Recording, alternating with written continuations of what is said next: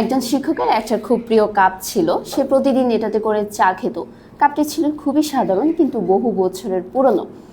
এখন একদিন এক ছাত্র কি করলো, তার কাপটি ভেঙে ফেললো। এখন ছাত্র তো ভয়ে ভয়ে গিয়ে শিক্ষককে বলছে যে স্যার, আমি তো আপনার প্রিয় কাপটা ভেঙে ফেলেছি, আপনি কি এখন আমাকে ক্ষমা করবেন? তখন শিক্ষক বলছে না, আসলে এটি তুমি ভাঙোনি। ছাত্র অবাক হয়ে বলছে না স্যার, এটা তো আমিই ভেঙেছি। শিক্ষক বলছে আসলে যেদিন আমি কাপটা কিনেছিলাম সেদিন থেকেই জানতাম যে এই কাপটা ভাঙবেই, একদিন না একদিন ভাঙবে। আসলে এই কাপটা আজকে ভাঙার সুযোগ পেয়েছে। এই সত্যটা তার মধ্যেই লুকিয়েছিল যে সে একদিন না একদিন ভাঙবেই। তারপর শিক্ষক আবারও বলতে লাগলেন, আমরা জীবনে অনেক কিছুকেই আঁকড়ে ধরে থাকতে চাই, যেমন টাকা, সম্পর্ক, মানুষ, সম্পত্তি, এই সব কিছু। কিন্তু প্রকৃতপক্ষে কোনো কিছুই আমাদের জীবনে চিরস্থায়ী নয়।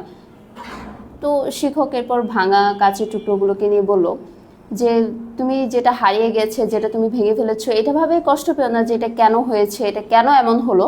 তুমি বরং এটা ভাবো যে এটা যখন তোমার কাছে ছিল তখন তুমি এটার কতটুকু মূল্য দিয়েছো। তা এখন ছাত্র জিজ্ঞেস করছে, তাহলে স্যার আমি এটার কষ্টটা কিভাবে কমাবো?